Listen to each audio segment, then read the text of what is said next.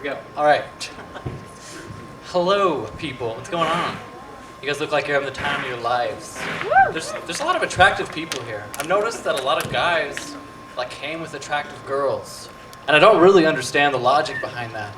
You're trying to win this girl over. You're trying to impress her, but you brought her here to see guys that are funnier than you. Whatever. Okay. Well, speaking of girls and dating, I actually was just on a date, on the way here. Now, yeah, it was kind of a big deal. I don't know her name. I haven't actually talked to her before, but I might be in love with her. How that happened is I was driving on the freeway, and this is called a car date. I'm sure that a lot of you do this. What happens is you're driving on the freeway, I'm driving on the freeway, see a beautiful woman driving in her car alone. And so what I do is, I'll speed up, slow down, do what I gotta do, get in the lane right beside her, and then just cruise with her. And it's magic, let me tell you. It's like all the things that are bad about dating get taken away, I don't have to spend any money except for gas. I don't have to make sure the conversation is stimulating. I don't really have to smell good. It's fantastic. I thought maybe the one that I was on a car date with on the way here, I thought this was going to be the one. I thought she was going to be the one that takes it to the next level. And, what's the next level on a car date? I'm thinking what's going to happen is she's just going to become so enamored with me and my ability to drive right next to her that she's going to get my attention and pull me over to the side of the road and then ask me on a date. It hasn't happened yet, but I have faith that it's going to happen. I just know it in my heart. But I was disappointed. It didn't happen. I'm not going to quit. I'm going to keep car dating. And I'm sure it's going to work out. But I shouldn't have been so surprised or disappointed because she was driving a Prius. And we all know that the Prius is the most disappointing car there is. You guys are like, what? Why? It gets 42 miles to the gallon. Well, the reason it's so disappointing is they called it a hybrid car. And when I heard about it, it first came out when I was in school still, and we were learning about Greek mythology and Egyptians, and they had the Minotaur and the Sphinx and the Griffin. And so they're the new hybrid car. I was my imagination just flew. I was what? Science has finally reached the point where we can combine animals and cars. We've done it.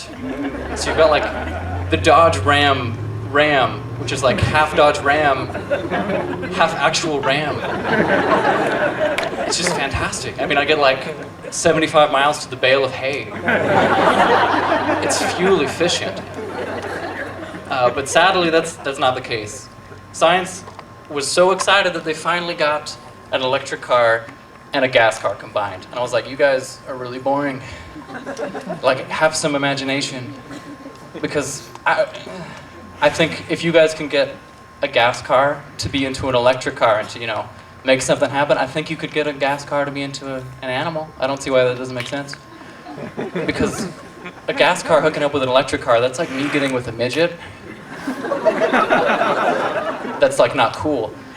And I don't really get with midgets, generally. I mean, I guess if I was really lonely, if I was trapped on an island for a while, and then a midget crashed there too, I might get with that. Have some Priuses or whatnot. But generally, I have a strict no midget policy that I usually stick with.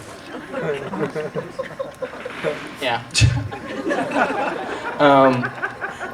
But science keeps telling me that my idea with the animal and the car thing is just not possible.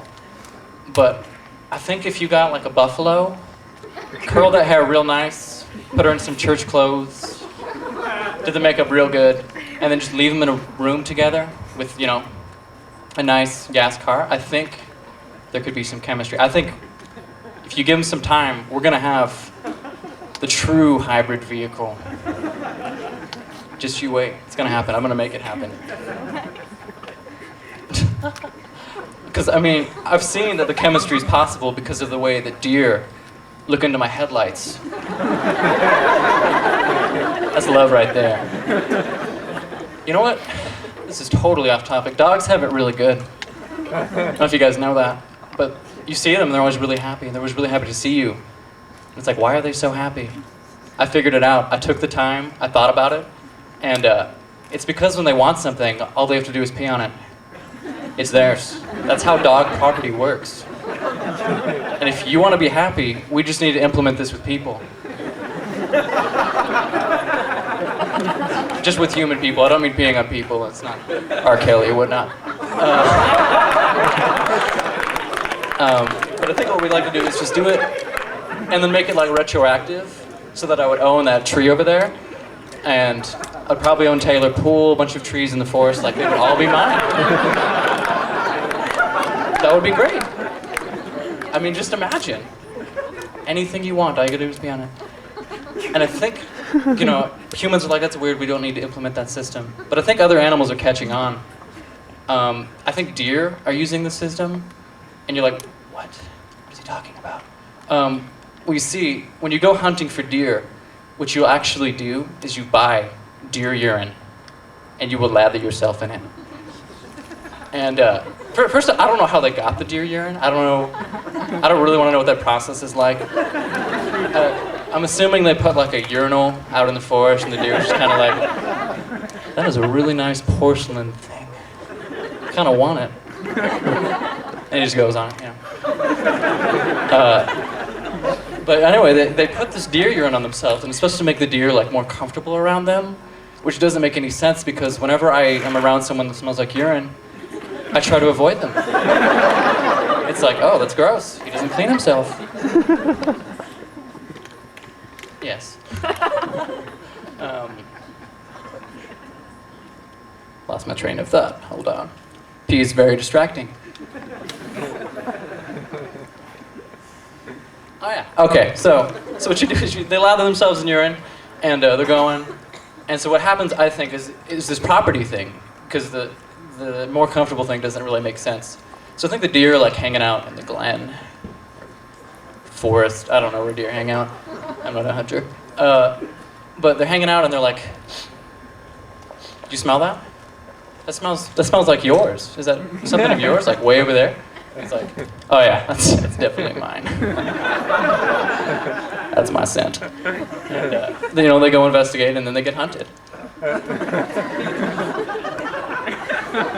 Curiosity killed the cat. And pee killed the deer.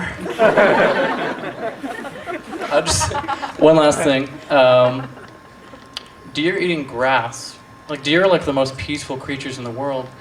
But then like, eating grass. And I imagine that's like a really gross, intense thing. And I learned, you know, either you watch them and just kind of like... But then I saw the movie Land Before Time. And I don't know if any of you remember this, but there's the fat dinosaur and his name is Spike. He can't talk like the other dinosaurs, I don't know why exactly. He's special. But they find him and he hatches, and the first thing he does is like he's like surrounded by this delicious grass.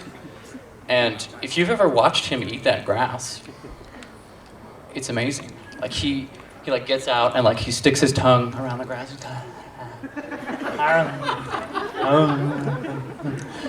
I mean, if you didn't go outside and eat grass after watching that movie, you have a problem. All right, thank you.